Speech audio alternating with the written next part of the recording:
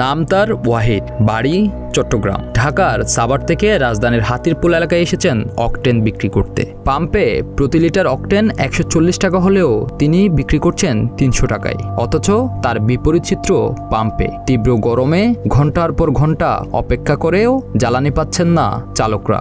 ভোর 5টার দিকে লাইনে দাঁড়ালাম, এখনো তেল পাইনি। তেল নাকি সংকট নাকি তারা পাম্পওয়ালারা বলে, আল্লাহ পাক জানে, এটা আমরা জানি না ভাই। অসাধু কিছু বাইকার আছে যে তেল বিক্রি করে, এইগুলো আপনারা জব্দ করেন। এটা তো ক্ষতি, সবারই ক্ষতি। যে আউড়ে লোকে তেল নেব গেলাম দা বেরাত বোতল ভরে তেল নেবে, ক্ষতি না? এটা সবারই ক্ষতি। আমরা তো যে ঘন্টার পর ঘন্টা সিরিয়াল ধরে তেল নিতেছি, কেউ আছে বিক্রি করতেছে, এমনও আমরা দেখতেছি। পাম্পে জ্বালানি না পেলেও জমজমাট বেচাকেনা চলছে অনলাইনে। শুধু তাই নয়, মিলছে হোম ডেলিভারিও। ফেসবুক মার্কেট প্লেসে দেখা যায় খুব সহজে জ্বালানি মিললেও ক্রেতাদের গুনতে হচ্ছে বাড়তি অর্থ। নির্ধারিত দাম প্রতি লিটারে 140 টাকা হলেও অনলাইনে লিটার প্রতি অকটেন কিনতে গুনতে হচ্ছে 250 থেকে 300 টাকা। লিটার প্রতি 135 টাকা বিক্রি হওয়া পেট্রোলের জন্য গুনতে হচ্ছে একই পরিমাণ অর্থ।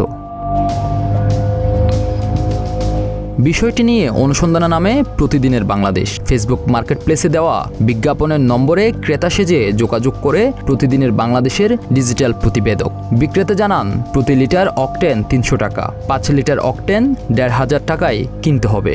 সেই সঙ্গে হোম ডেলিভারির চার্জ 500 টাকা। আমরা শর্তে রাজি হয়ে তাকে হাতিরপুল পুকুরপাড় মসজিদের সামনে আসতে বলি। সঙ্গে রাখি কলাবাগান থানার 2জন পুলিশ সদস্যকে। নির্ধারিত সময়েই তেল নিয়ে হাজির হন বিক্রেতা। পরনে পাঞ্জাবি, হাতে 5 লিটার অকটেন, কাঁধে ব্যাগ। শুরুতে কৌশলে তাকে একটু ভেতরে নিয়ে যাওয়ার চেষ্টা করা হলো।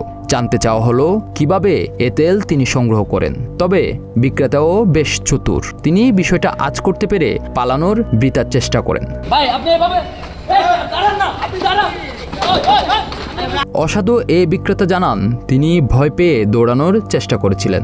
এ তেল কিভাবে সংগ্রহ করেন জানতে চাইলে তিনি জানান পাম্পে লাইনে দাঁড়িয়ে তেল নেন এবং সেটি চড়া দামে বিক্রি করে আবারও পাম্প থেকে তেল কিনেন। না আমি কোনো সিন্ডিকেট নেই। আচ্ছা, আপনি একটু পার্সোনালি কথা বলেন প্রয়োজন আমার সাথে ভাই। যে আপনি যে 5 লিটার তেল করে এবার বিক্রি করছেন, জি তেলের দাম হচ্ছে যে এটার দাম হচ্ছে 140 টাকা লিটার। জি আপনি 300 টাকা করে বিক্রি করছেন, জি তাই না? 300 টাকা করে 5 লিটারে আপনি টাকা নিচ্ছেন এবং পাশাপাশি 500 টাকা আবার সার্ভিস চার্জ নিচ্ছেন। জি আপনার কাজটা কি অপরাধ কিনা?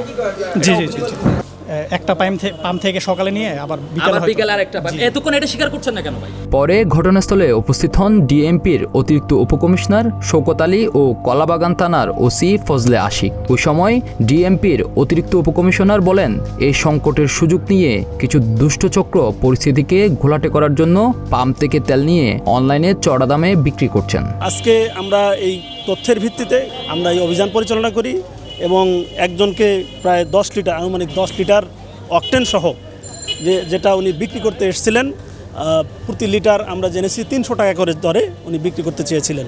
তো ওনাকে আমরা গ্রেপ্তার করেছি। বাংলাদেশ পেট্রোলিয়াম কর্পোরেশন বা বিপিসির তথ্য অনুযায়ী গেল বছরের জানুয়ারি থেকে মার্চ পর্যন্ত সময়ে যে পরিমাণ জ্বালানি আমদানি করা হয়েছিল, চলতি বছরের একই সময়ে আমদানি করা হয়েছে এর চেয়ে 18.43% বেশি। তবুও কেন সংকট জ্বালানির? সংশ্লিষ্টদের দাবি দেশজুড়ে বিপুল পরিমাণ জ্বালানি মজুত করে রেখেছে একাধিক চক্র, আর তারাই অনলাইনে চটকদার বিজ্ঞাপন দিয়ে সেসব জ্বালানি বাড়তি দামে বিক্রি করে হাতিয়ে নিচ্ছেন কোটি টাকা। মূলত ডিপো থেকে পাম্পে জ্বালানি স্থানান্তরের সময় ঘটে কারসাজি, আর এমনটা ঘটছে আইনশৃঙ্খলা বাহিনীর তদারকির অভাবে। এমনটাই দাবি কনজুমার্স অ্যাসোসিয়েশন অব বাংলাদেশ ক্যাবের ভাইস প্রেসিডেন্ট SM নাজের হোসাইনের। এখন হঠাৎ করে তেলের দাম বাড়ানোর কারণে যারা এরকম খোলা বাজারে মজুত করছে তারাই কিন্তু আসলে বেনিফিটেড হবে। তো এখন তারা লাভের উদ্দেশ্যে মজুত করছে, সেই কারণে দামটা বাড়ালো সরকার, অটোমেটিক্যালি তারা বেনিফিটেড হলো এবং তাদের এই ধরনের প্রবণতাটা বাড়বে। আপনি যেটা বলছেন যে ফেসবুকে বা বিভিন্ন মাধ্যমে ওরা বেশি দাম দিয়ে বিক্রি করছে, এটা আমরা আগেও খবর পেয়েছিলাম।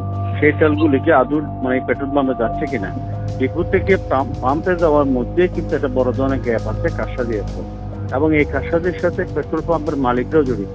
জ্বালানি নিয়ে সব ধরনের অরাজকতা দূর করতে আইন শৃঙ্খলা বাহিনীর জোর তৎপরতার কথা বলছেন পুলিশের এই কর্মকর্তা। অনলাইনে বিক্রির আপনাদের মাধ্যমে কিছু তথ্য পাওয়া যায় যে বিভিন্ন জায়গায় মানে গোপন জায়গা থেকে বিক্রি বিভিন্ন প্রচেষ্টা চালাচ্ছে। তো এর বিরুদ্ধে আমাদের পুলিশ তৎপর আছে। বিভিন্ন জায়গায় আপনি জানেন যে এটা তো মজুদ করে তাদের বিরুদ্ধে আইনানুগ ব্যবস্থা গ্রহণ করা হচ্ছে। জ্বালানি মজুত করে অনলাইনে বেশি দামে বিক্রির ঘটনা সংকটকে করছে ঘনীভূত।